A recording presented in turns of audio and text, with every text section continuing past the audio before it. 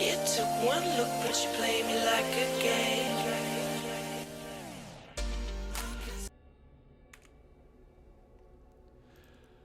Ladies and gentlemen, welcome to another exciting night here on the stage of StarCraft 2.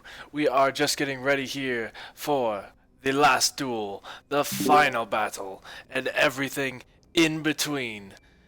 Because right now, it is the third place match for the SSAC. With me tonight, we have the awesome Tenchi SC2. How you doing, man? Hey, what's up, dude? Oh man, it's 8 a.m. here in Sweden. I'm quite tired. Had a long night yesterday. I was actually I woke up at like 3 p.m. or something like that the day before, so I had a really hard time sleeping. So I didn't get too many hours. But I'm already feeling a little bit of the energy coming in here, for this because third place match followed by the finals. Here to conclude what has been so far a pretty excellent season here in the SOTL. So you know what? All things considered, I'm actually doing very well. Excellent. Uh, yeah, we're just getting the players ready, ladies and gentlemen. So, please welcome the players, because we do have everyone up there in the top corner. You'll see who is playing tonight and on which map. Tonight it is going to be a best of 7 between SYF and VK. That is correct. The first series we are going to start things off here with is going to be Chase, who's going to face up against Initiative. Proxima Station will be for game one, followed by Hut and Kai's on Cactus Valley. Crimson B-Lord. I actually know B-Lord. I met him at DreamHack. He came down there in 2014 for DreamHack Winter. Really nice guy. One of the best players in Peru. Yeah, he's going to face up against Crimson for ZVZ. So, I mean, it's good. I haven't actually... I've only casted this guy once ever since back then when I met him. So it's really cool to actually see that he's showing up here today. That for me is a little bit of a... going to be a bit of a key game, if you will. Indeed, V-Lord. Actually just played a little bit earlier today, I believe, versus Jens. I saw that series, and he did actually very well in it. You know, he did go down 2-0, but every single game was so close, so action-packed. When you say Jens, is it the one and only Jens? I believe so. Mr. Snoot from Team Liquid? So I don't think there's any other Jens out there that's notable. I'm sorry to all of the other Jenses out there, guys. Oh yeah, but definitely. There can be only one. Sort of like Highlander, if you've seen that one. Yeah. Well, yeah, this guy was Terran, so it might not be Snoot. But oh, actually, I should probably get you into this lobby, shouldn't I?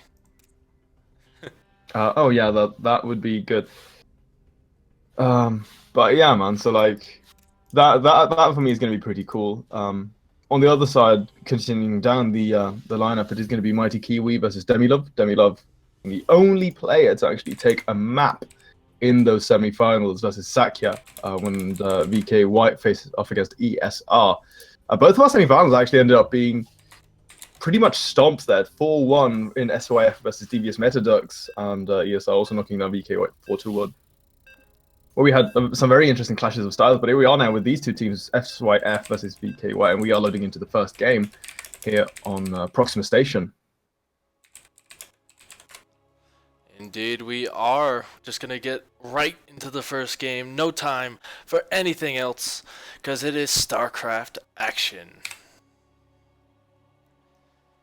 As soon as all the players do load in, of course.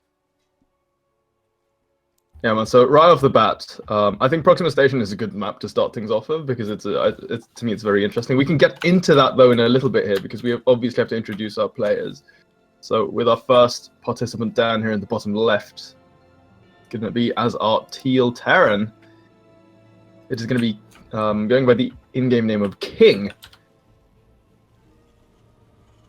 But I believe that is going to be Initiative. Indeed.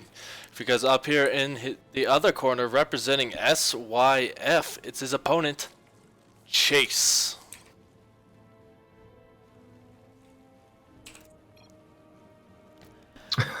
Already. All right. Yeah. Chase I'm getting 60 ping. I don't know how it is for him usually, but anyway, I wanted to talk about this map a little bit, right? Because it's fairly interesting. If there's one thing that people were noting at the very start when we had this season announced, or like with the map pool announced, people were taking a look at this and like, hey, so we have a few maps with a very long rush distance, but if you actually look at from third to third base, like from the third of initiative to the third of chase, getting across isn't actually going to be taking that much time, especially not with creep spread if you use quicker units such as lings or roaches with glial reconstitution. And if there's one thing we've noticed on this map, like a trend, is I was actually watching like the Anzac Cup yesterday, and Pig pulled off a very quick 2-base Ravager rush versus his opponent in ZVT, for instance, and those units, they get across so quickly. So you definitely need to be attentive on this map to just keep your eyes open for anything like that. But just CC first coming out of initiative, on the other side Chase taking his third base first, for that natural. So for me, nothing too weird going on just now, but the aggression could definitely be ranked up, or cranked up, pardon me. Oh yeah, definitely. And yeah, like you were saying, this map really is not as long as a rush distance as many people believe. And what I think also adds to that is just the amount of extra like little pathways that you can open up later on in the stages of the game. It's really good, especially for Zerg, with those quick mobile units to go down, break down those rocks, and be able to hit your opponent in very multiple locations.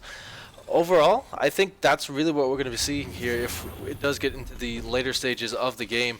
But right now, like you said, not much happening. Everything is kind of standard, which is always good in a TVZ because it means we get to see pretty much the best matchup in the world, in my opinion. Oh yeah, no, I agree. No, I agree with you. Like, I'm a Protoss player, so it's obviously a clear bias there. But if there's one thing to me that really stands out, like some of the most memorable games in StarCraft history have always been Terran versus Zerg matchups. Ooh. Parcel, we do have a bit of a deviation right now. Double factory coming down, already switching over to that reactor. And yeah, he's going to make a tech lab with this. And I think if he drops down that armory, it is going to be those Blue Flame Hellbats. But seeing double factory Blue Flame Hellion would definitely be a throwback to the past, because that is something that is all the way back in Wings of Liberty. That's where it has its roots. Indeed. Seeing something like that here on this map would be so sick. Yeah, but I think instead, because he's going for this second reactor, I think this is going to be something that has been pretty well noted earlier on. It kind of got shut down for a bit by the better Zergs in the map pool. But yeah, Cyclone Hellion is looking to be the choice, and this is a very powerful first push. It really relies on getting some damage done early, because as it starts to stack up and up, it starts to lose a lot of power. So we'll have to see if Chase can really realize this is going on, because he does see that first factory creating, but he did not see those Cyclones pop, so he just thinks they're Hellions. And I mean, really, a lot of Zergs just go for pure Zergling, which is not as good. Versus, yeah, but there we are. Overlord comes on in. He gets the full scout, confirms that there are Cyclones on the field. But as you say, we have a reaction already. Bam, right away. Chase pops down that Roach Warren. His creep thread front forward is actually looking quite good here, so this is really going to help out a lot. Started Burrow there for a second, was a little hesitant, but he's going to throw down the Spinecrawler as well. I really like this decision. It is going to cement his defense quite well here at the front lines. And he's also got a decent number of Queens right now to work with. He's got 3 out in total that he can use defensively. Even got the 4th, of course, used to inject that hatchery. So this defense setup that we're seeing from Chase is actually looking very, very solid. But initiative is moving out, and it is going to come down a lot to this execution. The armory is done behind this as well, so you will be able to make those into Hellbats. Yeah, and I mean, at this point, Chase has done pretty much all he can do. Looks like initiative is going to take a little bit of time, hesitate for a second to kill off some of the creep, and wait for those Hellbats to transform. And he's just going to move on in, clear up some creep. That's already a nice little pickoff. But these Cyclones are going to start working on the Queens. I feel like the Queens are going to be his big initiative here, no pun intended. But he's actually doing massive amounts of damage. Chase is doing an okay with his splits to make sure those Hellbats don't get their full power off. But so far, it does look like Chase has held this off. Almost. Very barely. Yeah, only 2 Cyclones left, so very nice. The single Hellbat is going to fall in the back lines. I want to say, though, that Chase there, he actually separated 3 of his 5 queens at the front lines, down to the right-hand side, off of creep, down that ramp. And that, I think, would have been better to just sort of pull those guys back a little bit, back to that spine crawler. But otherwise, fairly solid defense. And as a reaction to that, drops the additional gases back to droning, gets his lair started as well. And Initiative, he was also going for the 3rd base, but he didn't really achieve all too much with that. I mean, the drone count right now here for Chase is still very healthy. Indeed, indeed. And I mean, as a Zerg player, you really, if you get the Initiative, I'm going to use this guy's name too many times, I feel like. That's fine. But, yeah, I mean, he's getting that nice, healthy drone count, and he's not really going to have too much of an issue getting it up just yet, because obviously Initiative is going to be going for some bio behind this, so that did slow him down because he did need to get that up. But one thing I do love is Chase is getting that creep spread really nice and healthy, and he kept it going even while that attack was on the way. But we already see him going to move out for a bit of a counterattack. We'll have to see how much can he get done with this 3rd base. It's going to lift off. That's a really nice start. I mean, the Ravages are actually going to really complicate things for Initiative, right? Because now we can start hitting units on this ramp, but all of these upgrades are already done. Stim is up. No combat shield just yet, but he needs to be careful to not overextend right now. Chase, that is, as he's just slowly pacing himself. But bear in mind, though, these roaches do not have Glide Reconstitution, so they're not going to be very quick on the retreat, and this is very smart. Kills 14 workers, and then he gets out of there. Really nicely done here by Chase. Yeah. Now, the big problem for Chase, though, is that the Terran is starting to power up a bit. He's got a lot of production, and yeah, he did lose a lot of workers there, but mules are pretty good. We do see Initiative also going to be going for a couple double-ended drops, and I think that's kind of the move he needs to make. There's a lot of roaches on the field. There's not much else. It does look like we're going to be seeing Chase move into a more Ling Bane kind of style here, just because he did stop roach production, but I mean, he's going to be vulnerable for a couple minutes here. Those roaches just not fast enough. We also see that 5th base going down, and I do think Initiative does want to just ignore that and go for the natural. We'll have to see here in a sec if he decides to drop. Nope. Okay, he does notice. But yeah, overall, go ahead. Yeah, sorry, go on ahead. No, go ahead. No, I was actually just going to agree with you that I definitely think it would have been better to just go for the natural expansion, where you have, where you can basically just get guaranteed damage, killing some drones, right? The health, the drone count for Chase is at 80, so he's actually going up to an insane economy right now. At the same time, he tried, Initiative tried to get some pressure down there towards that gold base, but he does get the cancel on the 5th hat trick, which is very nice, picking off an Overlord to supply block his opponent as well, but decent number of Mutalisks out on the field. However, as you were pointing out earlier there, Initiative's got all of this production running, he's now got all of his fundamental upgrades, and he went into a fairly quick 1-1. So as you can see, 2-2 already started, whereas Chase is just now getting +1 carapace, +2 carapace, as well as those +1 melee upgrades. But the Terran will have a little bit of a window of opportunity, as once those upgrades kick in to maybe hit a good timing. The Mutalisks, though, getting right on top of this drop, focus firing down those medevacs, and there we go, all of them go down, but not entirely for free. 5 mutas actually getting traded off there. Yeah, that's definitely not a good thing. You really want those mutas to skyrocket in numbers early on, just because later on you really want to focus your gas on other units like those later tier Brood Lords or Ultralisk, whatever choice you decide to go for. But it does look like Initiative wants to push out, not get to that later stage in the game. These Banelings going off a creep without centrifugal hooks are going to get picked off very quickly, and yeah, Initiative just going to put on a little bit of pressure here, and I kind of like this move. Just kind of forces Chase to react to it. 4 siege tanks in total in the backline is really going to provide so much suppressive fire here. The Mutalisk starts on forward, misses with those vials right between those tanks, but the creep spread is really going to help here. He needs to make a move though. This gold base goes down, he's going to be in a lot of trouble. The Lings close the gap right now. The Banelings move on forward, focus fire on those Ravages there for a second, but the Banelings actually get decent connections on the left-hand side. However, more reinforcements stream on in. These Marines just shred through all of these Mutalisks, and there's not all too much left. They're looking to be a very scrappy fight between these two players. Yeah, but this is the power of Terran, especially like you said on this kind of map. The reinforcement distance to this 4th base is very, very short. And I mean, Yeah, Terran can really reinforce a lot quicker than the Zerg can with much more efficient units. We also see this drop going for the 5th base once as well. Oh, it's going to get only nothing. But this 4th base, this gold base, is going to die. Luckily for Chase, though, he did save that 5th base, so it's his new 4th base. But still, that is a very painful loss, especially since they're gold minerals, and Zerglings are very mineral intensive later in the later stages. Yeah, but if you look at this now, the positioning here on the ramp, as he's pushing back the creep as well, is really going to make things a lot harder here for his opponent. Chase even making an accidental swarm host there.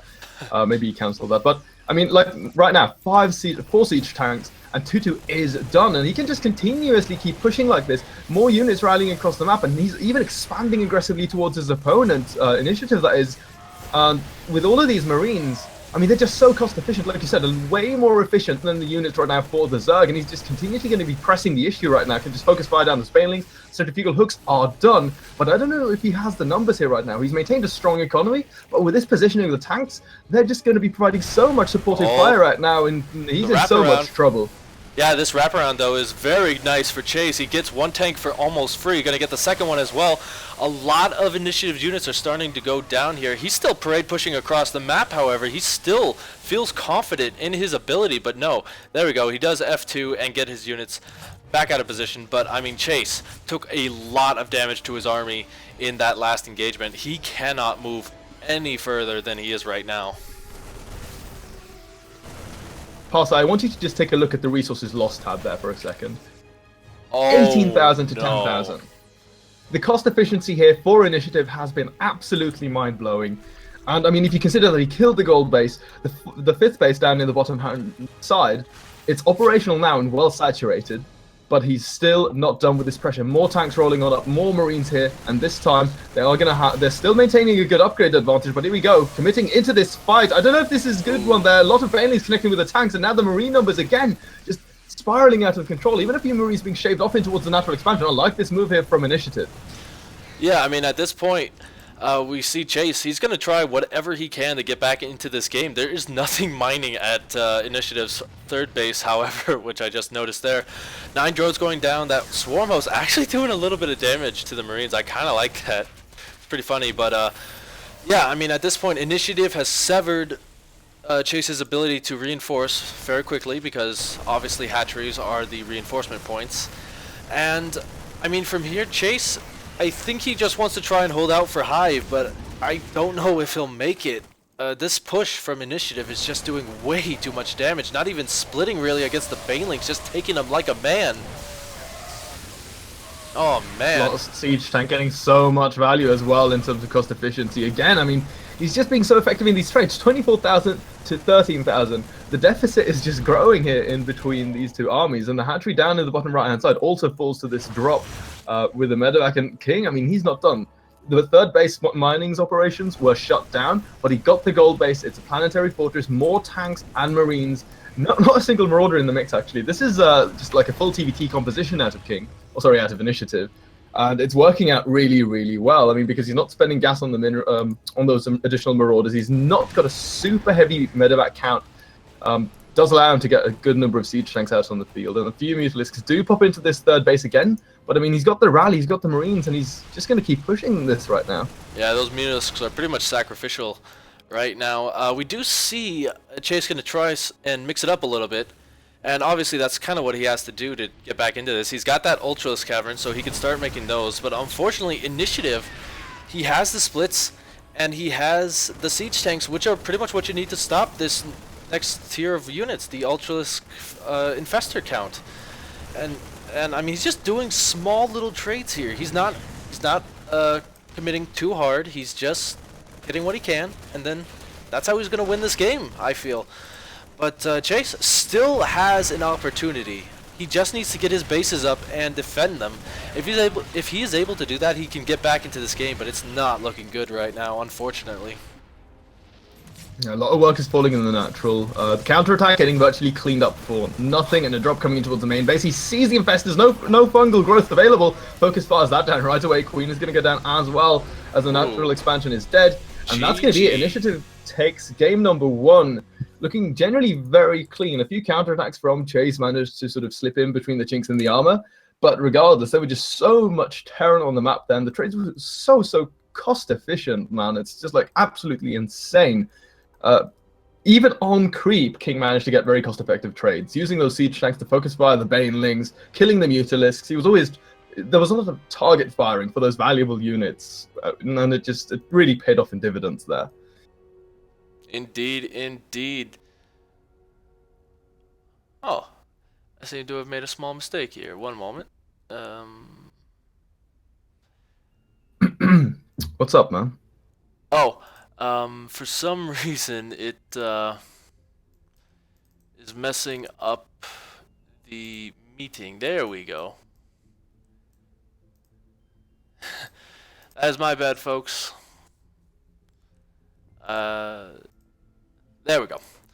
Okay, but we do see that TVZ being an excellent start to this best of 7 series. Excellent game, and now we get to see an even larger map, one that has been around for a little bit, and I love to see what these two players, Hut versus Kaiser, can do on this map. Okay, so last time that I casted him in the semi-finals, there was a lot of hype for this Hut guy, right? And he actually ended up putting up a good fight versus Vizravana in those semi-finals. Playing for Vizravana, of course, playing for Devious Metadux, another one of those 4-1s. But he put up a pretty good fight, and it was actually on Cactus Valley. Now for this matchup, I do believe it's again going to be Tarn versus Zug for him, as he's playing versus Kaiser. And it was a pretty interesting game, I think.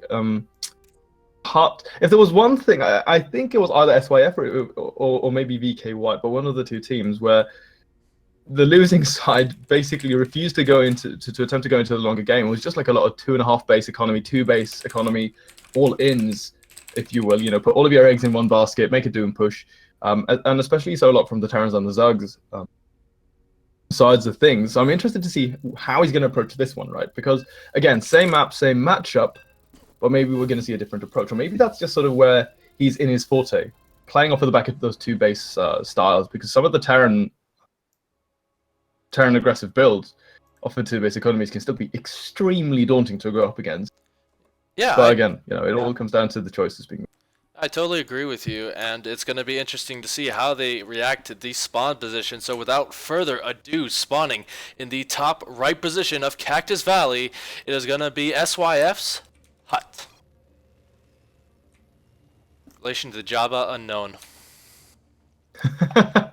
I was thinking about that actually. I mean, we are on a desert map, sort of. It's like Tatooine, but up in the top left, playing for VK White, it is going to be Kaiser as our red Zerg.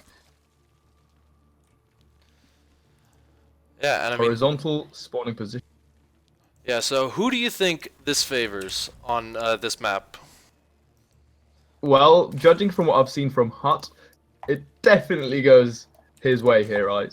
Because if he wants to go for those 2 base all-ins with a delayed 3rd base or 2.5 base, where you barely saturate the 3rd base, like off of fire racks, just standard bio with medevacs, constantly parade pushing, getting across the map to your side, to your opponent's side, again, not going to take a lot of time.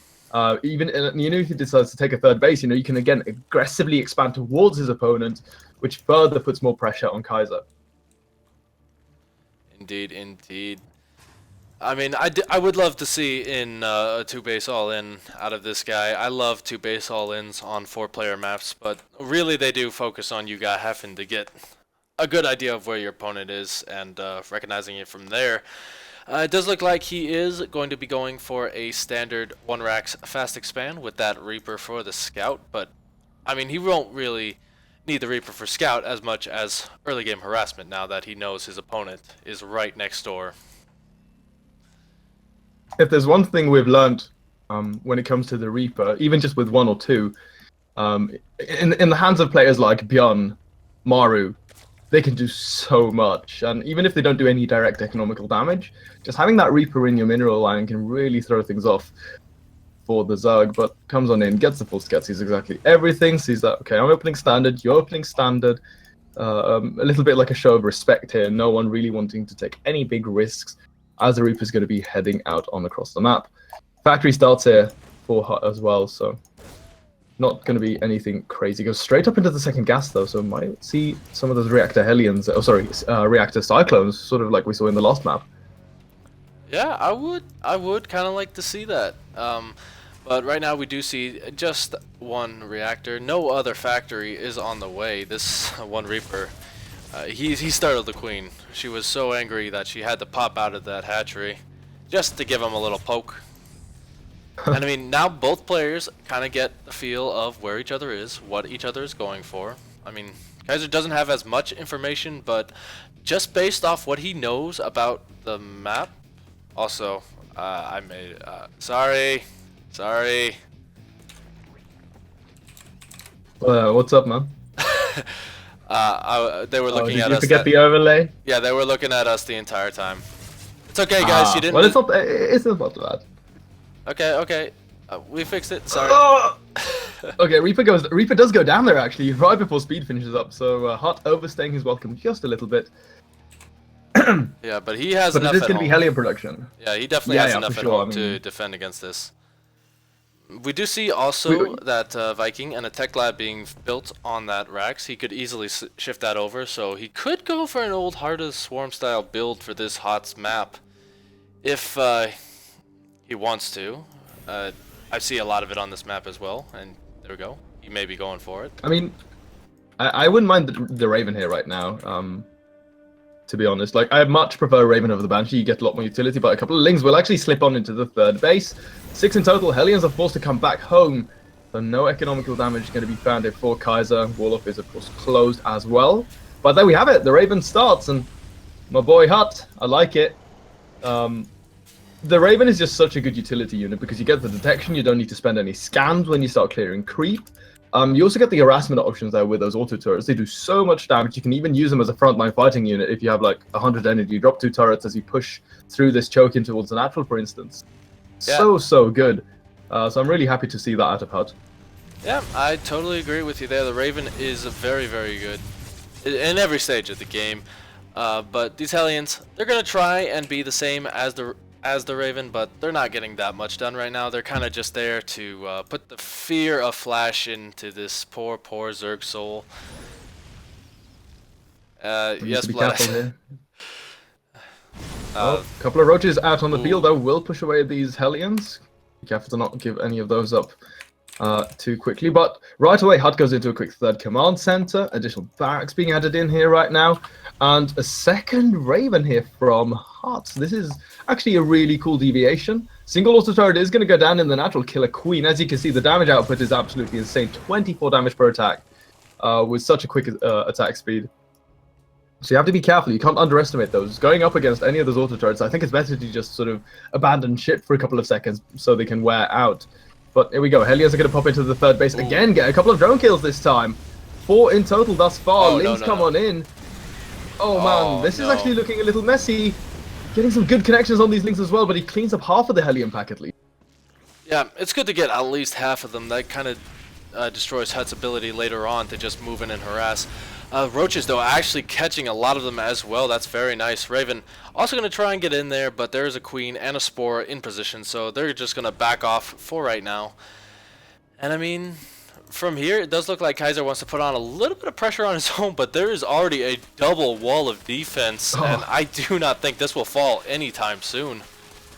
This is so sick from Hut. I love this, man. Like, this is definitely nothing that we really see generally. Double wall off. Look at this now. The double auto turrets are going to go down. That's one. Needs to pull these roaches away. Again, oh my! I actually really like this. Hut is being so decisive. He's being so patient. He's like, okay, I don't really need to waste any additional energy. I've got the siege tank, a handful of marines. We good. And the Pulse Viking that you pointed out earlier, getting 3 Overlord kills already. And Hut right now, I mean, the position that he's in, going for those double upgrades in the engineering base, got the 3rd command center already done. He's got all of these things lining up so well for him as it is adding in more production. And he can continuously keep using these Ravens to harass his opponent, who's now going for the Spy. He's got the 1-1 roughly halfway done, so these guys are going to stay basically toe-to-toe in terms of upgrades. But I still much favor the Terran's position in this game, because the way that he, just like the way Terran functions in the macro, when he starts powering up, I mean, he's going to have so much hit the field so rapidly. I haven't known Hut at all this entire tournament, but you know what? I'm starting to be a fan. of his playstyle. He's doing very well. Uses a couple auto turrets there. Oh, he did not get the creep. So that's not as good, but overall, he's just playing very, very solidly. He's just making the right decisions, even being so bold as to take the third base that is closest to his opponent. Kaiser still trying to do damage with what little he has, but I mean, it's pretty much lunch meat at this point for Hutt's army. We do see him starting to power up as well, though. He's on 3 bases, trying to get up to that 4th. Obviously, that's a lot harder to take on this map, especially in these close positions, so Hutt's going to try and take advantage of that and move in and absolutely decimates Kaiser's forces. He's going to try and do as much damage as possible. These Banelings in a lot of trouble as well. Oh man, this is such a perfect timing from Hutt to be attacking, and he's going to pick up these Marines, get out of there, drops a couple of auto turrets as well to support this force. But, you know, again, like I was talking about there earlier, expanding towards your opponent to further pressure them. And we can actually look, if we just look at the drone count here, for instance, for Kaiser, he's felt so pressured in this game from the very get-go. He's at 50 workers. He's only lost 10, but he only went up to a total of 60, which is still not a very impressive drone count for the Zerg to have. So, in this situation right now, though he's working very well on these upgrades, the Spire is done. I mean, with more drops coming out and the expansion facing him here, these players are actually so close to one another right now here on Cactus Valley. I don't even know if he's going to have any time to get any decent numbers of Mutalisks in the skies, because Hutt has Combat Shield done. He has the medevac count growing, and he's in such a good position. And he's just going to use he's going to use these positions close to his opponent to just leapfrog forward on so many sides. And as you can see, Kaiser, he's already starting to spread himself quite thinly here. Yeah, I mean, we do see this drop going to come in, as that is going to do a lot of damage as well, even if it just picks off a lot of lings. So far, Hutt not paying attention to almost everything, picks them up almost instantly, get a few lings for free, and then he's just going to attack the front base. This is excellent, because Kaiser spent all his units on the other side, so he doesn't have anything. Oh man, this is going to give Hutt a lot of time to get into position. Those siege tanks are fully up and operational, and it looks like Kaiser is completely cut off on half and half. Oh man, his economy being so weak for such a long time in this game really showing off. And this positioning from Hutt is excellent. He's keeping the siege tanks on the low ground to again, provide supportive fire, much like his teammate there in the previous map. But now he's going to get up between the natural and the third base. This is a devastating position for the Terran to be fighting, because high ground towards the third base, choke towards the natural expansion, and there's just nothing really that Zerg can do. He's in so much trouble right now. Yeah, those Banelings going off on the siege tanks, you never want that to happen. Siege tanks just way too tanky. But Kaiser just going to move in, and GG is called. Hutt taking game number 2. That, if anything, to me was just a cookie-cutter, super clean display of TVZ mid-game aggression. The cool deviation there was, of course, the double Raven. Don't usually see that, maybe one. But going up to 2 right away actually ended up paying off quite well. He got a lot of drone counts, kept the creep connecting the 3rd and 4th base very limited, and of course also killing that queen in the natural expansion on top of that. So working very well with those units, but mostly I just want to commend his macro and going into those upgrades. The double wall was super sick as well. Hutt looking really, really clean right now, and SYF are up 2-0 already here in these 3rd place matches. Yeah, I mean, definitely they want that prize. They really want it badly, and I think, quite frankly, they're going to go a long distance in their attempts to get it. But we already have all 3 very, very large maps in the map pool gonna be coming up here, with Honor Grounds LE for our 3rd match, which I think you said you love this guy on the one side, B-Lord. Oh man, dude, I'm so excited for this actually. I think Honor Grounds isn't the best map for ZVZ, honestly. Basically because you have the tucked in natural expansion, so the chances of seeing the Zergling Baneling aggression, I think a lot of Zerg players tend to sort of skip that, which is something that I really enjoy about ZVZ, like these Ling Baneling knife fights. But so I have no idea in what shape or form B-Lord is right now.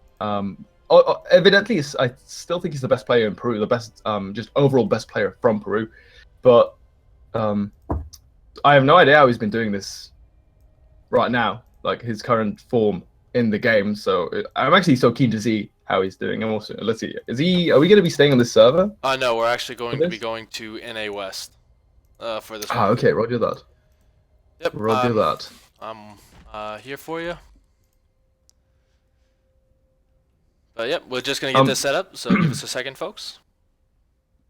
I have to ask you, by the way. Um, Yes? hold on. He's queuing for a ladder game. I have him on my friends list, so I see him queuing for a ladder game. I think he just Oh boy. jumped. He jumped into a ladder game just now. I can tell you that much. But I wanted to ask you, by the way, like when I boot StarCraft, I get this error right where it says that I don't have an internet connection, and it always puts me on NA for some reason. Are you familiar with this? Because I've had this now for like a year. It's really annoying. Well, I wouldn't know if it automatically puts me onto NA just because I do play NA, since I'm from NA, but yeah, that does seem like a really weird bug. No, but I mean, it says I'm offline, like because I have to type.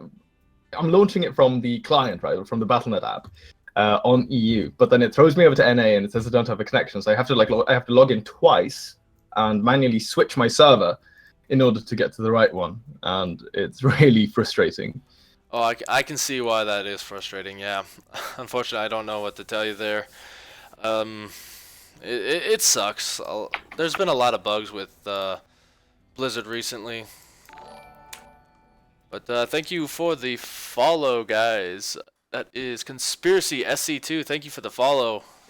Always a pleasure to have you get. Pardon me. English is terrible, terrible language. Never use it, folks. But yep, it is a pleasure to have you guys here. Thank you for tuning in so far. I apologize for the small mistakes on my part. Okay, he's here. He got my message. Sweet. Let us get. He just went into another one. Oh, there he is. He came into this one. Okay. So is ZVZ for our third matchup of the day, and this should be very, very interesting. Just waiting on B-Lord to give us the go-ahead. All right, man. Here we go. Just catching up a little bit here. Like I said, we're friends from before. It's actually, I'm getting so excited. If there's one thing that I really enjoy about casting is like when you get to cast your friends. Yeah, definitely. Yeah, because definitely. It's so funny, right? Because a lot of them actually go back and they watch the VOD. And then they sort of come to you, like either in DMs on Twitter or on Skype or something, like, "Hey, man, like you were talking about this game, right? And you said I was going for this build, but I was actually doing this completely different build." I was like, "Oh man," like they make you feel so bad as a caster. But nonetheless, Belod is a great guy. So I'm super excited to have him here playing in the SOTL. Like, what are the odds? Sometimes yeah. like the StarCraft sphere to me feels like sometimes it's just such a small world. Yeah, but guys, I did not forget this time. All right, I hit the 4. Actually, I should probably get out of studio mode before I say that. But without further ado, spawning in the top left position of Honor Grounds LE, it is our first Zerg of the day, Crimson. Color triggers me lightly. But his opponent down in the bottom right, best player in Peru right now, it is going to be none other than B-Lord as our blue Zerg, going for a 14 pool. He was actually telling me just now before this game that if Crimson goes for a cheese, the odds of him losing, B-Lord that is, are actually quite high. But if he doesn't, if he doesn't go for anything like that, and they go to an even game, it's going to be very, very. If they go to a longer game, it's going to be very even, because in that sense, then both of these guys are quite closely matched in skill. But it's specifically cheese and early pressure that B-Lord struggles holding. So it's going to be interesting around to see like what Crimson decides to do with this, because I mean, even with a hatch burst, you can still ramp up the pressure like crazy, going to mass speed lings, add banelings. But we'll have to see, like, again, are we going to skip those ling and baneling fights on this map?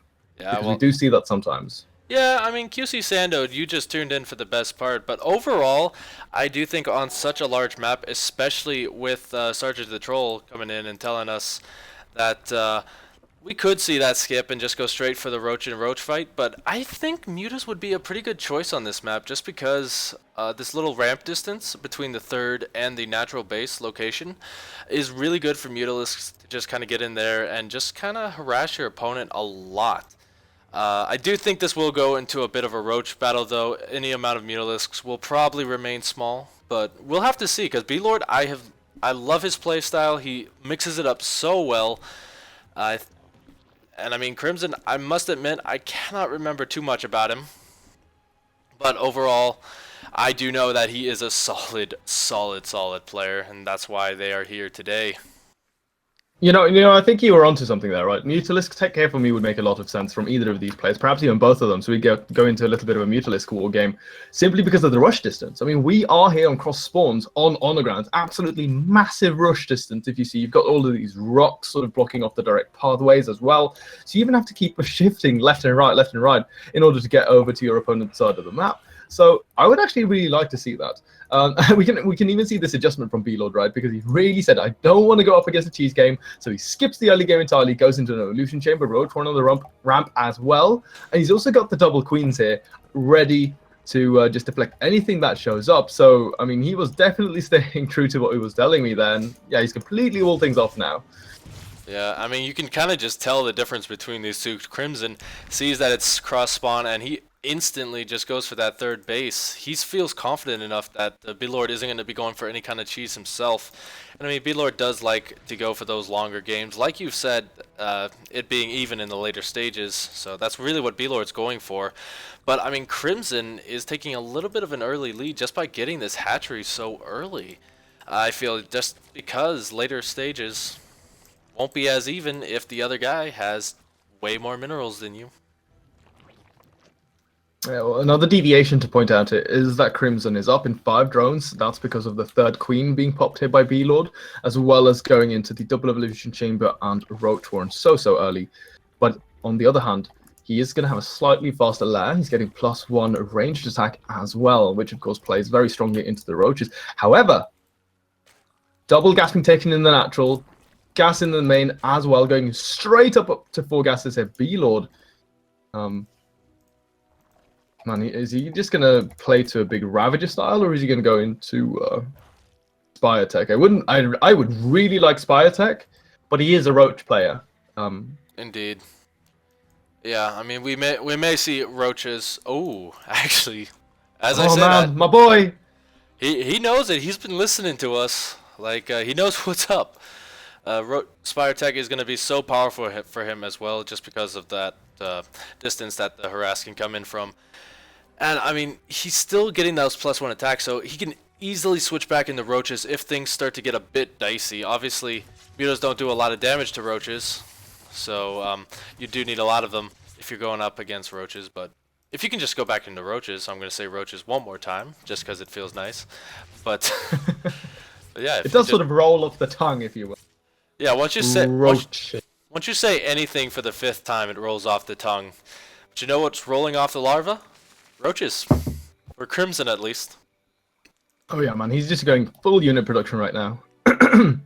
Ooh. Pardon me, I've got I feel like I've got like a corkscrew down in my throat, so it's sort of like breathing is a hard thing, I guess. But yeah, so Hydralisk Den is going to be the adjustment here for Crimson. I do believe that he actually got in and saw the Spire. He did indeed. Yes, He's he got did. a changeling. So yeah, it makes a lot of sense here to see that tech come down.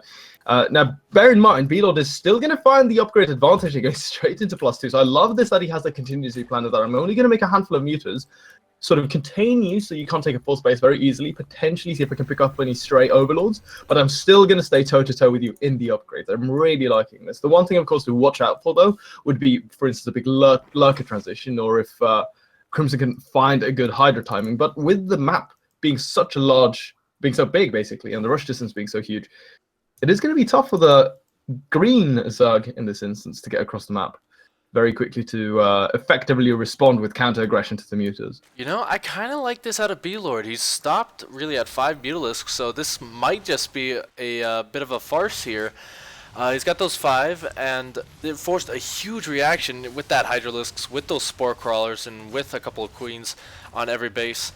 And I mean, the big thing is Hydralisks are so weak to Roaches just in bigger numbers, just because obviously the upgrade advantage and Roaches being so tanky. Hydras are really only good against light units.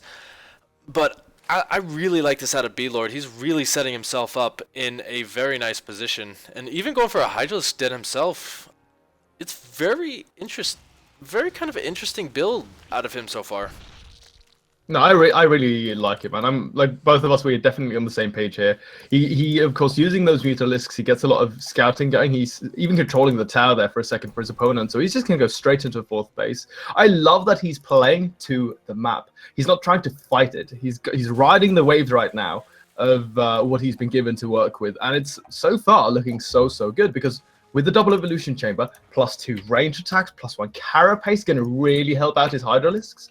And in this regard, I mean, he's still got these Mutalisks that he can use to sort of just pick off anything that strays a little bit too far away from that anti-air. But now, the move out from Crimson is going to be a little bit scary. 19 Hydralisks supported by the tank of 13 Roaches. And B-Lord, I mean, he's got a small contingency force of Hydras of his own, but he needs to get more Roaches on the field. Those are going to be the main thing here in the defense. He's definitely going to have to rely heavily on Defender's Advantage for this point in the game, which is very strong, obviously, because of that rush distance. But Crimson going to come in here. Those Roaches getting whittled away. Those Hydralisks are going to be undefended. The Mutas, though, are going to get taken out very instantly. And B-Lord, with that upgrade advantage, is going to take an okay fight. But Crimson just has too many numbers. This pop-in of Roaches, though, I think we'll be able to clean this up. But it's very tough to see. Crimson will get a lot of damage done. Overall, drones having to be pulled, and you never want to have that. 10 drones going down so far, and B-Lord will push this back for the moment, but overall, it's still not looking good. Oh, I mean, no, more actually. Roaches streaming across the map constantly right now. B-Lord in such a bad spot, losing 20 workers here. He's so far behind his supply, and the Crimson, I mean, looks as if he's going to be able to overwhelm his opponent just by sheer numbers of force, and with more units streaming across the map, B-Lord still has the upgrade advantage. That is going to be the linchpin in this. This would be his saving grace, as the Hydralisk numbers have finally been significantly reduced for his opponents. So he does have the advantage in DPS, but he needs to make sure that he keeps a stable front line, and he's not being able to do that. He's down to 3 Hydralisks, and he even squeezed in a couple of drones in the middle of this fight. This should be the end of this game here, actually, because Crimson just seems to have way too much. Yeah, unfortunately, those Hydralisks got taken out way too quickly. The Roaches just doing so well, even with that upgrade deficit. They just do a lot of damage, and this base is pretty much forfeit. Well played is called, and Crimson takes it. I thought we were gonna be in for a really long run there. B-Lord though falling short, sadly. So I'm a little sad. It's okay. There's always next time. You will see this guy pretty much everywhere, because he's just been everywhere recently. I'd be really happy to see him sort of step up, make bigger waves in the international scene, because I think, like, I remember he played in Copa America a couple of times, but then like because I actually covered a couple of those, and then he had like really unfortunate run-ins where he played either against like Major or Kelazur or Cham, like some of the best players in South America, and all of those guys are. I mean, it's just like really unfortunate. You know, you have a great run going for you, really good start, sort of sweep the first 2 or 3 opponents in your bracket, and then like bam, Major. Like, all right. Yeah, but I mean that does probably give him one of the better 400 Terrans. Well, I mean, to be honest, that does kind of give him a lot of exposure, a lot of time to kind of prepare himself for what's going on. Because if you're playing against the best, you're going to do well eventually. That's the thing. Sometimes you got to get beat down 100 times to win an amazing game. So he's definitely getting a lot of good practice in playing against those kind of players. We are heading back to sea, guys, for game number 4, I believe, versus Mighty Kiwi and Demilove. So just right now, guys, I mean, the scoreline here, it is going to be, sorry, I actually said it was 2-0, but it's 1-1, so now it's 2-1, because Crimson just took on the grounds off of B-Lord. Again, another ZBZ. Demilove being the only player to get a map there for his team BKY in those semifinals versus ESR, where he played as EVZ versus Sakya. Sakya going for the cheeky cheese, and then Demilov having like basically the perfect response, and then he just auto won with a good counter attack. So this is going to be another good series.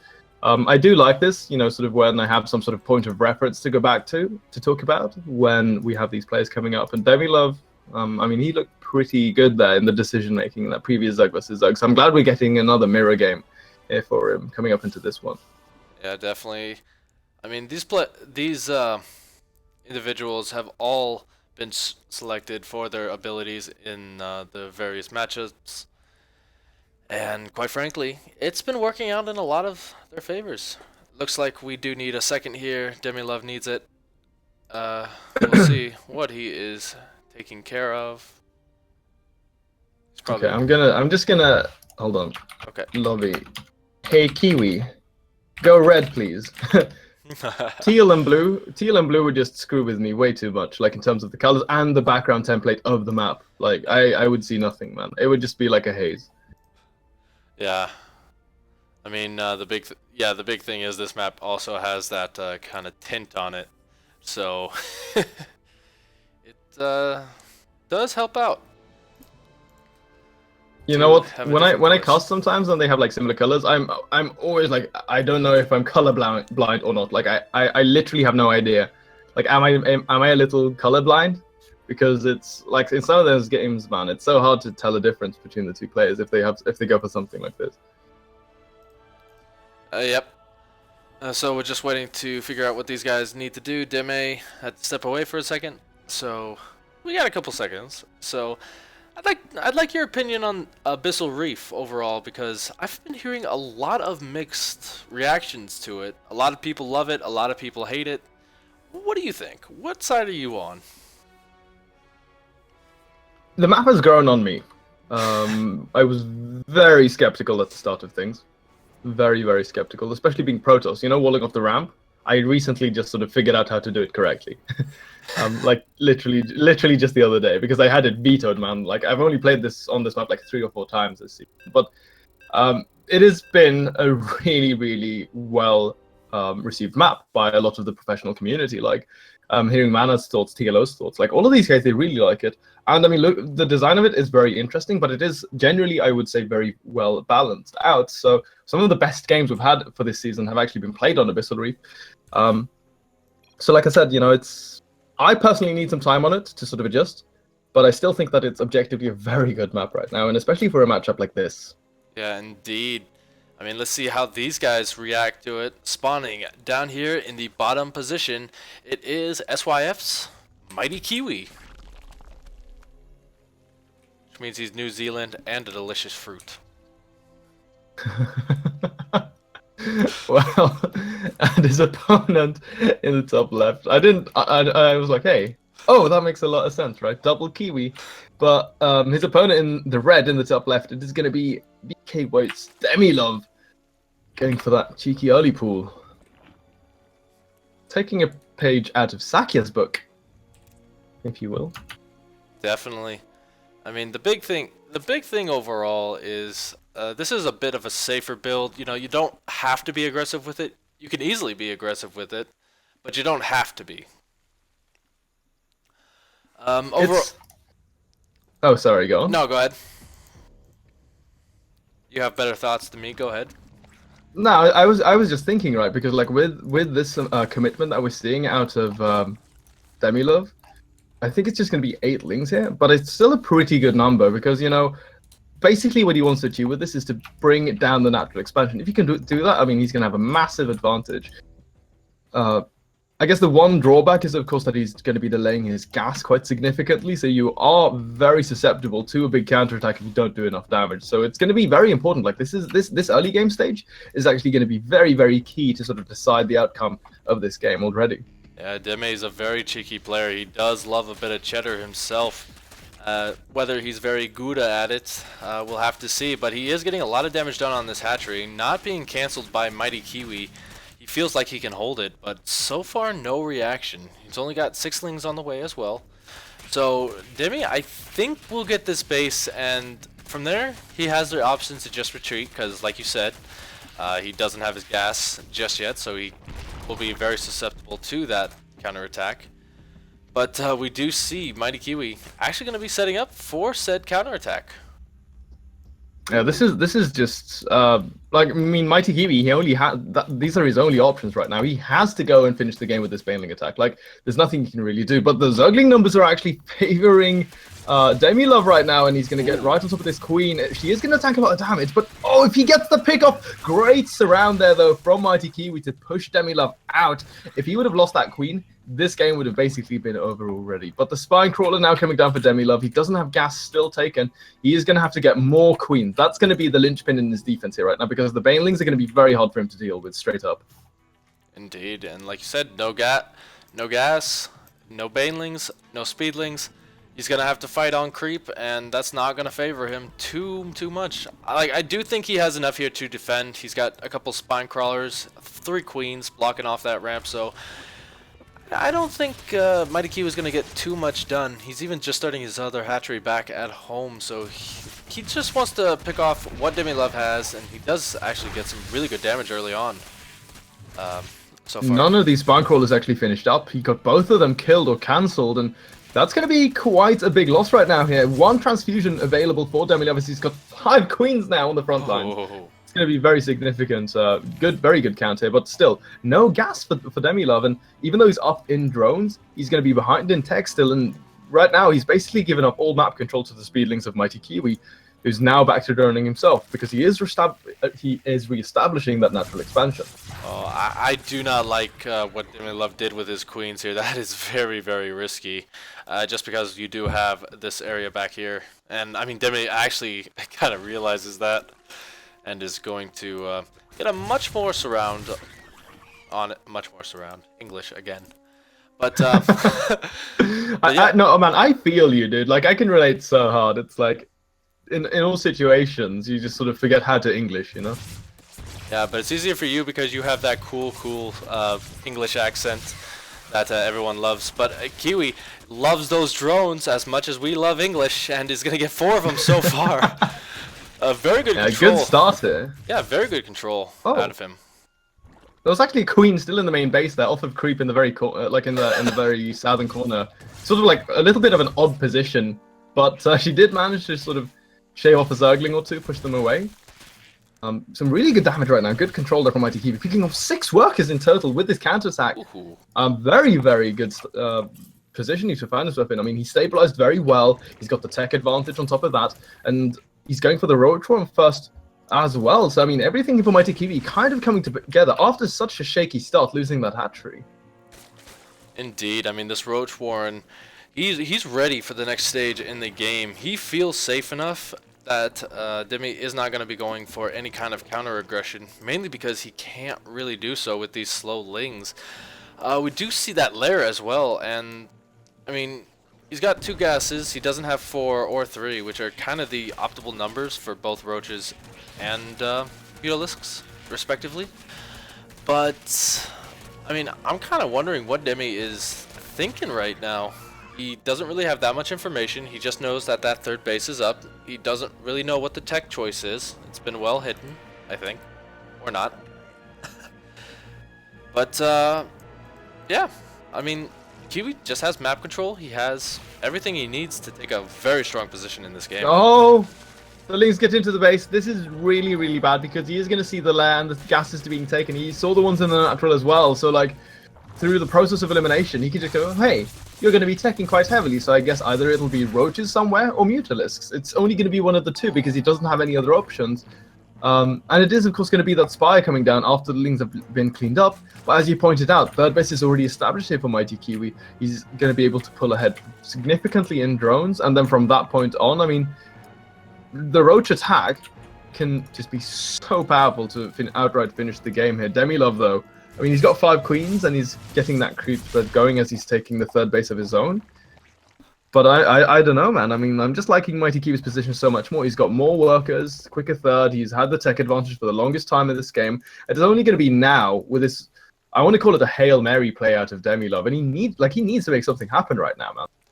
Yeah, I mean those meters are definitely going to be low in number just because he is getting ready for the Roach transition with that +1 missile attack and the Roach Warren as well. So he realizes that if these meters don't do any damage, he's dead unless he gets Oh yeah. that unless that he gets that Roach Warren. Roaches just tank so well versus Mutalisks, don't you think? No, absolutely. Especially on top of that, like because we see most Mutalisk players always have a big bank in minerals, but they like a bit of a pause for a second there. But to finish that thought, as a Mutalisk player, all of your gas expenditure is always going into Mutalisk tech. Maybe you squeeze an upgrade or two, but in this regard, no +1 melee upgrades. So getting those Zerglings out, because that's what we always see as a filler here for the Muta player. So if Demi decides to like, oh no, I'm panic flooding Lings, they're going to be absolutely useless versus the 1/1 Roaches here of Mighty Kiwi, because they're just going to be getting two-shotted without dealing any sort of significant damage. So, you know, we've seen it so many times at all levels of play in StarCraft 2 and ZVZ that the Roach player who focuses on that, and the Mutalisk player only has a couple of mutas in the skies, and then he just gets completely walked over by. It's like no contest. Yep. So the pause is going to end. Nephew screaming. That's always a bad thing. When you got people screaming in the background, you can't hear the Mutalisks swarming. But I mean, Mighty Kiwi, he's gearing up for this attack, and it looks like he's ready to move across the map. Gonna try and finish this before those Mutalisks are in any sort of number. We also see 8 Roaches on the way for Demi, but it's gonna be a tough hold, I feel. Unless Kiwi does this. Wastes a lot of time with those rocks. Yep, that is really important here. He's a little indecisive, moving some of these units away, but the Mutalisks now, they will find the Roaches, and this is what you want to be doing with the Mutalisks. So get on top of the Roaches before they're sort of cutting into your natural expansion, and this is going to give him so much time, but please, Demilove, don't put the Queens at the front, keep them at the back, because you have so many transfusions stacked up there. So much energy on these Queens, holy. And these Mutals, man, they're starting to do a decent amount of damage. The upgrades are even right now between both of these players, and he's going to force Mighty Kiwi back. Yeah, Kiwi definitely made a little bit of a misstep there. Moved a little bit too far forward when he saw those Mutalisks, and he does have to back up for right now. He is starting to get what he needs at home to defend. He's got the Hydralisks on the way with +2 attack, so that'll do it. But these Mutas are actually starting to do a huge amount of damage to Kiwi.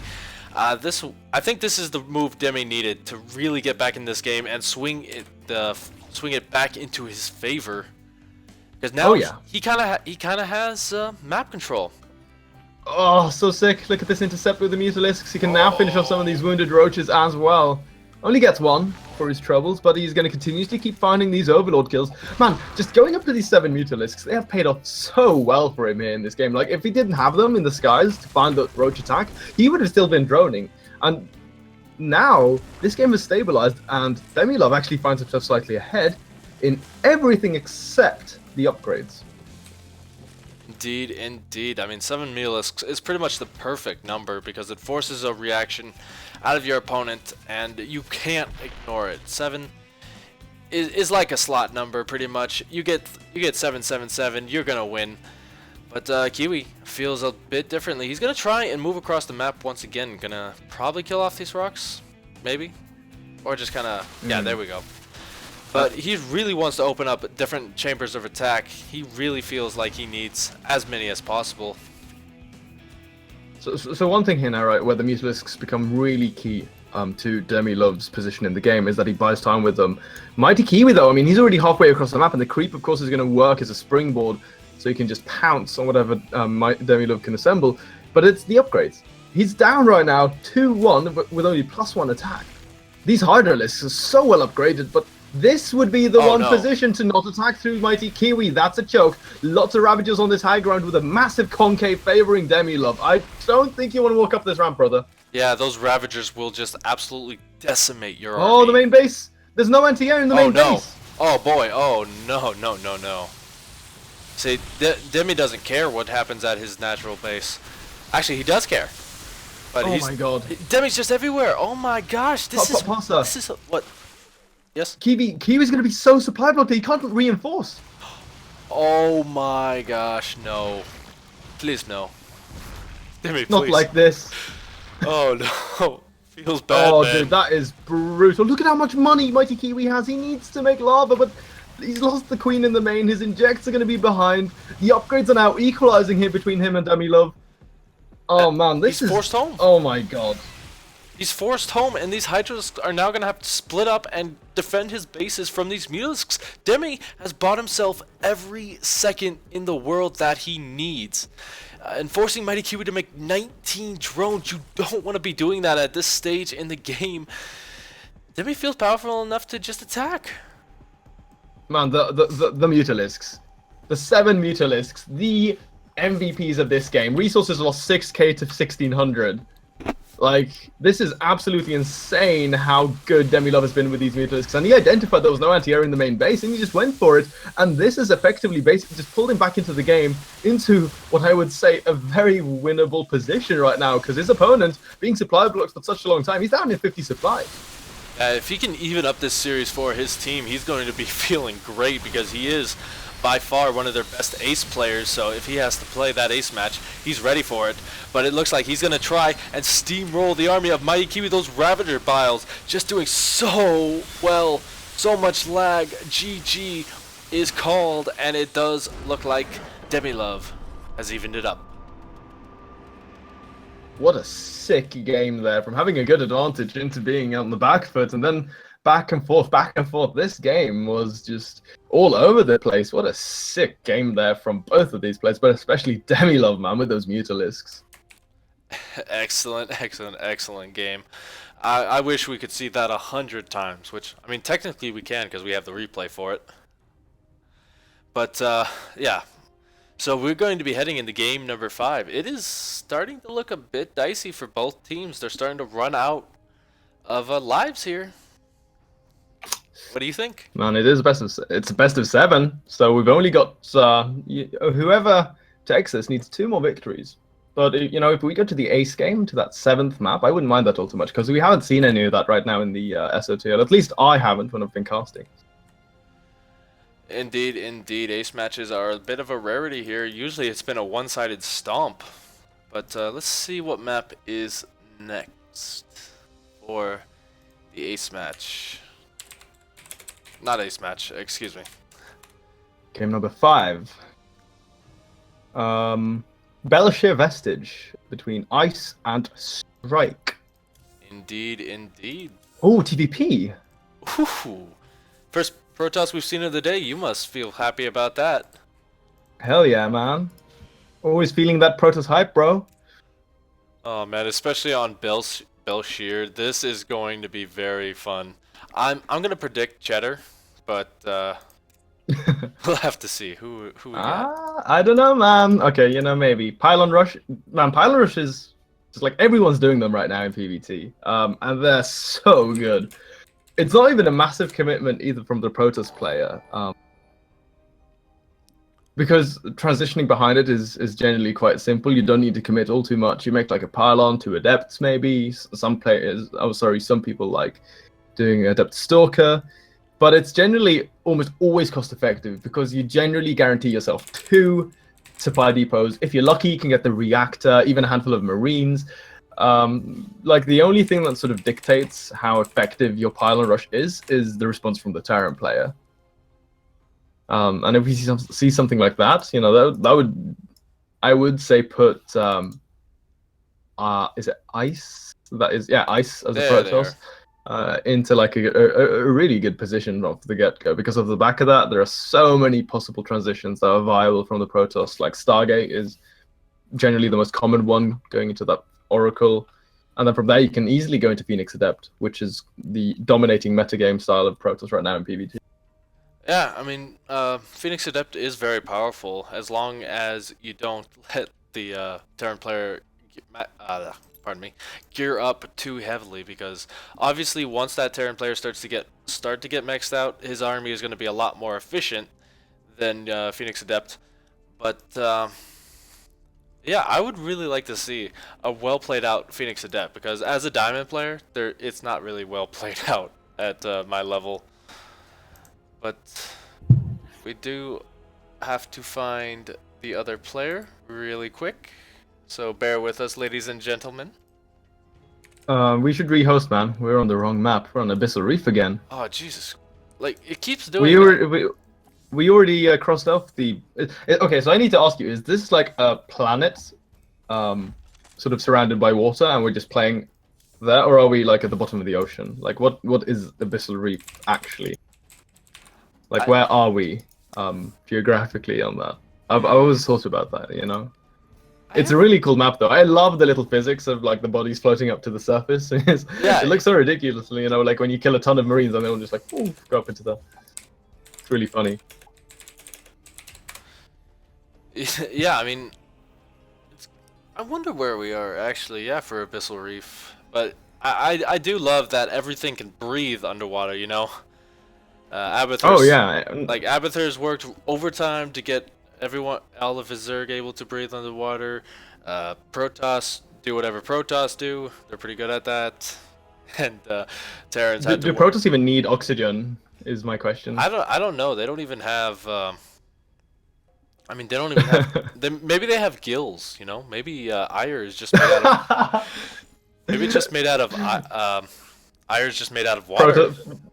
Protoss are like space fish. Yeah, space fish. I don't know, man. It's just would be weird. Like for Zag, it would make sense, right? That Abathur can spin a sequence to give them the ability to breathe underwater. Terrans have like rebreathers in their suits, I guess, or something.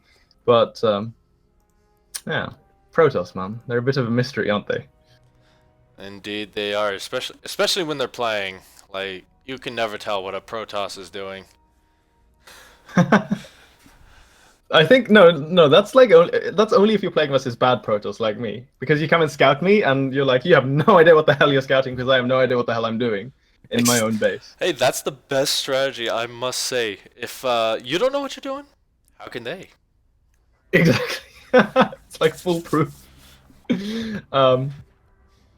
Easy game, easy By the way, what's up? yeah, man, that's what it's about. But so Beltway Vestige for a PvT, it's generally a very straightforward map. I kind of like this one for Protoss versus Terran.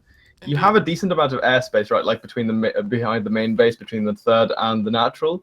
But Phoenix Adept is definitely a style that shines on a map like this. Sort of going back as well to Phoenix Colossus. Anything with a decent Phoenix amount is really good on Beltway Vestige. Yeah, totally agree with you on that one. So without further ado, let's see how they utilize said airspace. Spawning in the top corner, it is ice. Ice, ice, baby. I was thinking about that, man. It's just like all of these things. It's like I don't say them, but you're thinking about them, and then you just say them, and it's like bang, blows my mind. By his opponent down in the bottom right, as our blue Terran for VK White, it is going to be Strike. Gonna have to strike the ice if he wants to win this game. But that is a cool name, by the way. Like both Strike and Ice, really good names. Like because there are some players out there, man. Let's be real, who have terrible names. And as a caster, we're like, okay, so in the corner this guy, and then you have the dude with a like really weird name that you never want to say because it just sounds terrible. Like it doesn't roll off your tongue at all. It's like just really inconvenient to even think about. Yeah, definitely. I wish I had like some concrete examples. I'm gonna get some for you though, so yeah. you'll know exactly what I mean. Yep, you know where to find. Well, you know where to find me when you find him. Let me know. We also see Ice being a bit cheeky here. I'm starting to think that he's gonna want to use that airspace you kept talking about. Get that Stargate up. Oh boy. Oh boy. Okay. Wait, what race do you play? We need to clarify this. I am Terran, so I am against Ice, but you are for Strike. No bias, man. Yeah, no bias. But okay, so I mean, as a Terran, you come in and see only a single pylon. You know right away this is proxy. The question is, what sort of proxy is it going to be? Like, is it Stargate or is he going to proxy Robomy, for instance? But you know what? I'm sort of I would be keen to see Strike send out an SCV to scout the left hand side and then use a Reaper to scout the right hand side. But oh, what Robo? Huh? This is just generally strange. I mean, I said it is an option, but it's quite rare we actually see a Robo. Double Robo like this. My gosh, this is... Okay. Oh, man. Okay, I've seen this build once. Once? Yeah, where he goes for 4, he only goes Immortals. Like, he only makes Immortals. Barely any Gateway units, only Immortals and, like, double Warp Prism. It's so sick. It actually, this was in the SOTL. It wasn't Strike, it was one of the subs for, it was on Varney Research Station versus Winter. Oh my gosh, he still doesn't see it. He's just gonna see it right now, and he's gonna know what it is if he was watching that game you were talking about.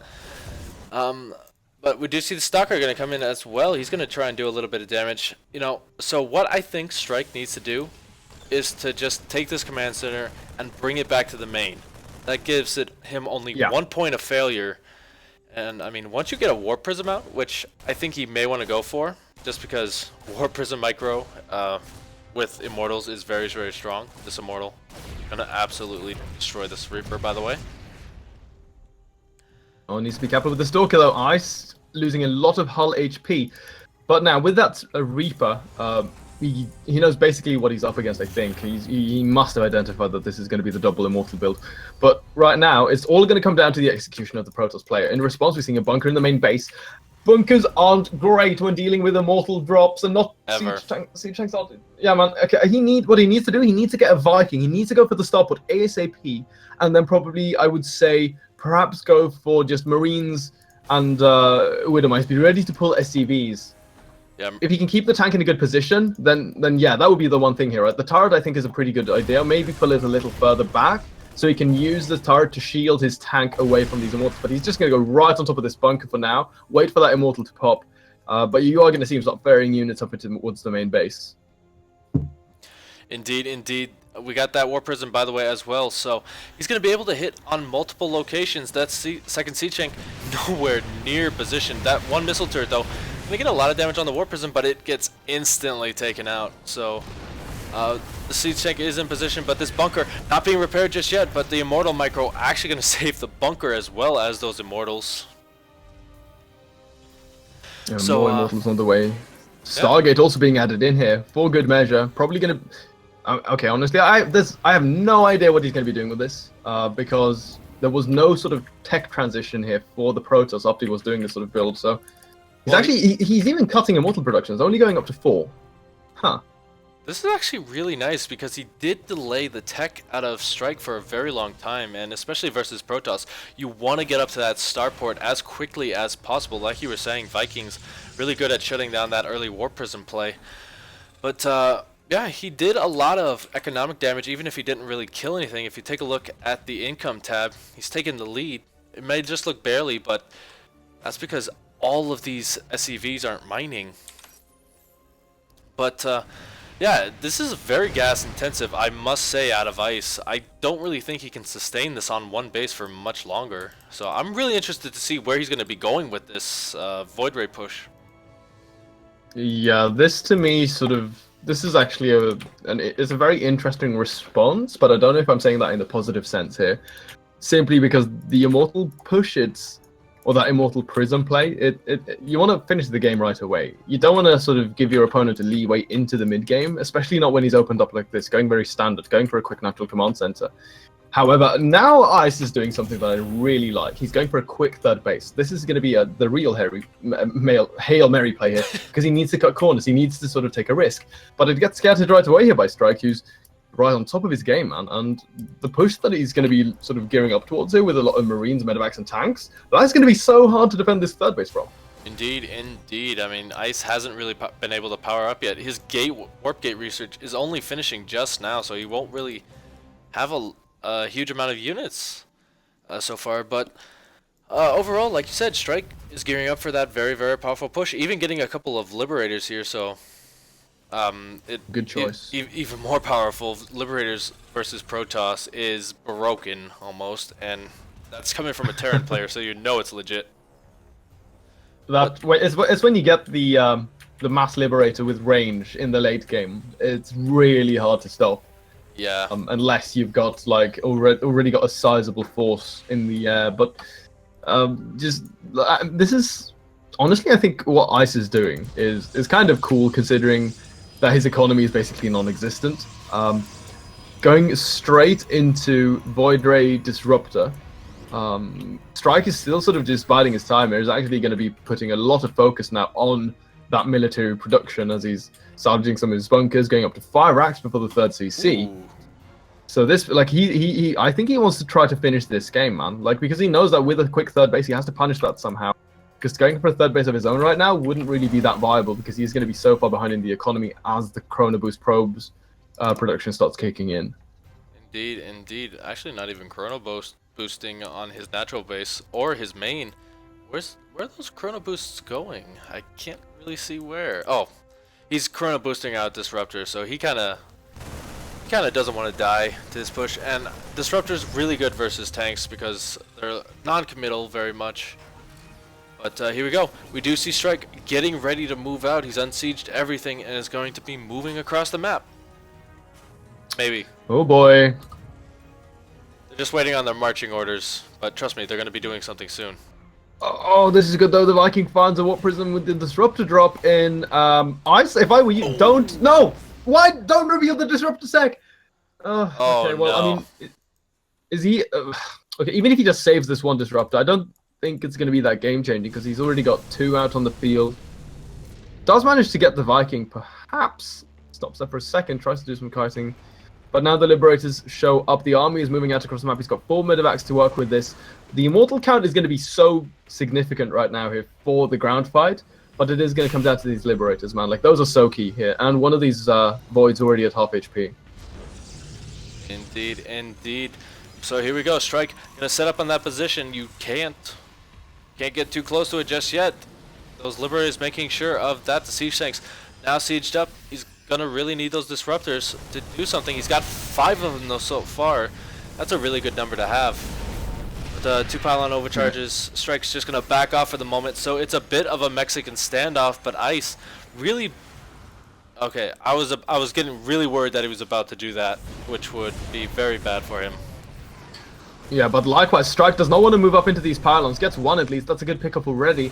But with so many Disruptors here, needs to be careful to watch these Purification Novas. The tanks are in a great position, but on the far left-hand side, they're actually slightly exposed to these Void Rays. Again, going to dart on forward, try to pick up that pylon, but instead just takes a decent amount of damage here. That was a cute little move, though, shaving off a single Marine to finish that off. But Immortal production has resumed here for Ice. He's got a fairly healthy probe count at 53. Could actually afford squeezing in a few more probes during all of this fighting here, but he's getting more and more of these Adepts. Bear in mind, no upgrade for them yet, no Resonating Glaives. But again, he's just going to keep posturing here with these Shades. Yeah, he definitely does not want to get on top of that with those Shades. The Widow Mine's way too good. The small unit count for the Marines is going to come forward. Trying to try and do something, but taking a lot of damage as Ice. He's going to go for it, it looks like. Trying to pick off those siege tanks. Disruptor shots going everywhere, but he has got to back off. He cannot take that fight any longer. One Disruptor going to go down as well. Those Libs going to finally get back into a good position. And I mean, Ice is pretty much contained. Liberators, oh sorry, the Disruptors completely caught out, losing 2 of them, and Immortals as well falling. Very sloppy engagement, I want to say, here from Ice. Not using the Void Rays to focus fire the Liberators. The mines were actually a little further back there, with the ones at the front had already fired its shot at one of those Adept. So he could have actually moved on forward, probably killed 1 or 2 of those tanks, and then just completely shut down most of the support units here for the Terran. But now, I mean, with that indecision that we saw out of the Protoss, oh, even hitting his own Immortal there with the Purification Nova. Yeah, this is going to be the end of this game right now. Strike just hitting way too many good engagements, and Ice, of course, with that mistake I pointed out, feels bad, man. Yeah, good fight. I gotta say, props to Ice for trying to stick in there, seeing what he can do to try and fix the situation, but it's a bit far gone at this point. This last warping of Adepts, I don't think will really do anything, especially since the Immortals are on the other side of the map anyway, because the building is there. 25 probes going down as well. This base gonna go down to a single Widow Mine here in a second. Okay, just 2, but still. I mean, this Void Ray can't even kill off a single Marine, just barely gets it, but that is cost efficiency in a nutshell. And yep, GG, well played is called. I really feel Ice had this game with that comeback because his opponent was being a little too passive. I mean, he was basically all in with that push. So if you just make sure to hold there, you have so many disruptors, and you have the Void Rays. I mean, I was questioning the Void Ray decision there, but they would have been actually so powerful to deal with the tanks on the left-hand side. He could have easily picked up one. He could have killed the Liberators if he just focused fire, but he was just A-moving everything. Didn't pre-split any of the disruptors. So, like, the only reason he lost that game to me is because he took a really sloppy engagement. Yep. And with that, it is actually match point for VK White. So let me just update that for you guys so that you can actually see where we're standing in this series. It's now 2-3 in VK White's favor. And overall, I'm feeling like I'm like, oh man, you know, just that was a one game. Feel so bad. Rip Protoss dreams. Yep, rip the dream. But let's get everyone in the lobby here really fast. Let's see. So the next map coming up is going to be Newkirk Precinct. Ooh. Here between Phoenix and Knife for another Zerg versus Zerg matchup. We might potentially go to Paladino Terminal if we get that ace game going, but we'll see, man. Maybe we won't go there. Maybe VK White take home this third place match, because this is going to be the final one potentially. How they pull that off though? That is the big question here. Some of the ZVZs we've had here already have been very explosive, very action-packed. Crimson versus B-Lord, Mighty Kiwi versus Demilove, two great ZVZs, especially the Demilove and his comeback. But here we are again. Yep. One more Zerg versus Zerg. Alright, looks like we have both players in the lobby right about now. And I just want to get this game underway. This is going to be epic, I feel, especially since it is another ZVZ on one of the weirdest, I must say, ZVZ maps that I've seen recently. And that's just my opinion, guys. You can let me know your opinions. I mean, Newkirk Precinct is, again, you've got the long distance to the base on the north-hand side, so expanding makes a lot of sense. Take the one closest, like sort of tucked in between your main and your natural expansion. It's just off of the lower ground there. Rush distance, again, isn't that far, so and with such a wide ramp in the natural, it's quite often that we see like Zergling and Baneling fights. But I mean, again, I think the styles again really come to dictate, especially in Zerg versus Zerg, sort of what we can come to see from these players. Because if one decides that, you know, I don't really want to stay in the early game, he tries to cut corners, get past that as quickly as possible. He can get punished for that. But equally so, if the other one who you'd sort of expect the Zergling pressure to come from decides to be a little bit more passive or feels indecisive, then yeah, you know, then all of a sudden you're behind in tech. It can really go either way. I don't think that this is too crazy of a map in ZVZ. There've definitely been worse maps. I'm thinking of like Arena, maybe. Oh god, don't even mention that one. It is the map that shall not be named. But you know who will be named? The players right here. So spawning. Hell yeah. Spawning in the bottom right position of this map. He goes by Alexi, but he is actually a knife. He's just literally a knife. Yeah. That sounds like a Monty Python sketch, man. The man who was also a knife. But here we are in the bottom left, his opponent in the red. It is going to be playing for SYF. Can he turn things around, equalize this series, take it to the ace game? It is going to be Phoenix. And will he rise like a phoenix? So, overall, we're going to see kind of normal things from both players. We do see a spawning pool first out of Phoenix, and Knife is going to counter that with a hatch first. Also, let me hopefully I hope there's not going to be any lag here for these players, as we do see that Knife there not being too happy about that. By the way, Knife is the same guy, guys, who pulled out the one base double gas Ravager rush, like the 3 Ravager rush versus one of the ESR players, MSK, on not Delta Quadrant. What's it called? The Ace map.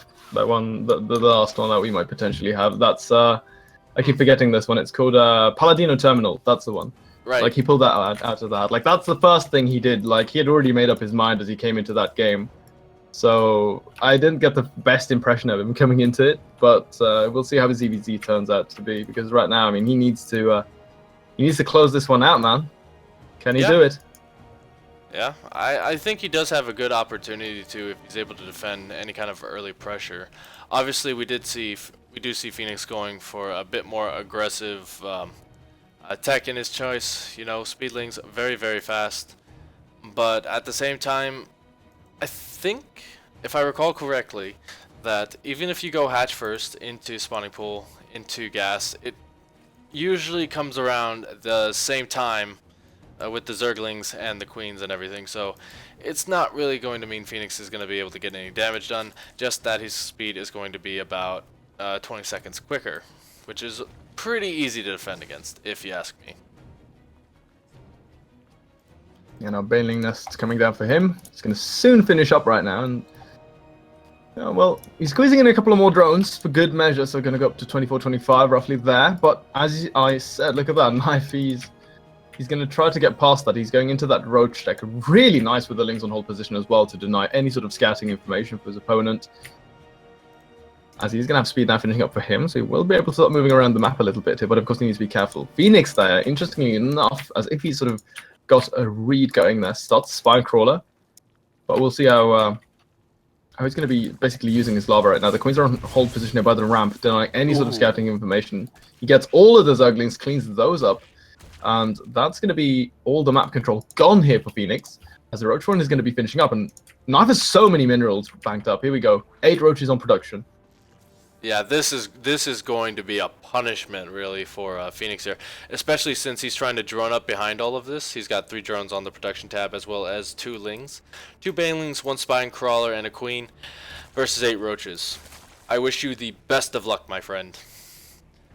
But yeah, he will have a lot of warning that this is coming, however, because his overlords are in position, and Knife just kind of realizes, you know what? Let's not hide it. Let's just go in for the kill. And the reaction is going to be trying to throw down a wall as quickly as possible. But it's going to be tough. He's got the third base coming. I mean, he went for the third base, so he's spending a lot of minerals that they're not even going to come into play in this. Does he even have the lava to support this right now? He's got 6 just now popping fresh injects. These are going to be so key, but the Roach one not being done. Is he going to just hold back on this, not go for that autopilot response to make panic Zerglings? I think that would perhaps be the better choice right now, but he needs to take the fight by the Spine Crawler. He's got the second one in the backlines right now. The Banelings need to be connecting with the Lings, not the Roaches. It's right on top of that Spine. Some very good focus fire. Pull the Lings back, but no, he doesn't. And now his own Zerglings getting right on top of these Roaches. A few of them falling, but more Zerglings streaming across the map. The Spine Crawler finishes up, but it is going to get taken out within seconds.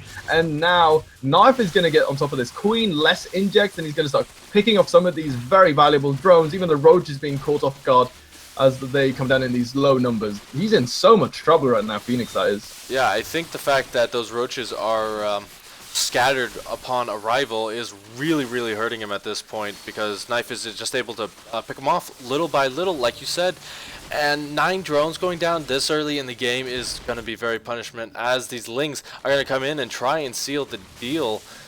Phoenix is starting to clean it up a little bit, but there is just way too many Roaches here, I feel, especially since the drones are now pulled. They're not going to really do too much versus this, and it's just not looking good for him. Yeah, big misread there from Phoenix, thinking that he was safe when, I mean, he was just basically bleeding in the water, and Knife, a shark ready to strike. Going for the third base, squeezing in more drones, just all of the wrong decisions at the crucial time in this game, and I mean, he's getting punished for it. We are going to see DK White take the 3rd place here in the SOTL, knocking down SYF Gaming 4-2 in this best out of 7. An excellent series out of both players, and an excellent series out of both teams for sure. Congratulations to VK White for their victory in this match. And congratulations to SYF for their efforts in this series. They do take 4th place. Yeah, from there, don't go away, guys. We got one more awesome best of 7 series coming up, it is the grand finals. Devious Metaducks versus ESR, I believe. That is correct. To me, just looking up the lineup, it's basically like Anzac slash it's like New Zealand, Australia versus basically Chinese players, Saka, Dark Knight, MSK, and Silky. We do have 2 players from Hong Kong. It's Spystalk and Goga Joey, as well as 2 Japanese players, Saka and Vajravana. So that is going to be a pretty interesting lineup, to say the least. But yeah, congrats there to VK White, taking $50 for that 3rd place finish, and turned out to be a few pretty good games. I really want to say, like, my highlight for this one was most likely Demilove versus Mighty Kiwi and Initiative versus Chase. Both of those, all 4 of those players putting on some really good games, but Demilove and Initiative, of course, triumphant in that regard. But yeah, man, so we're done here with the 3rd place.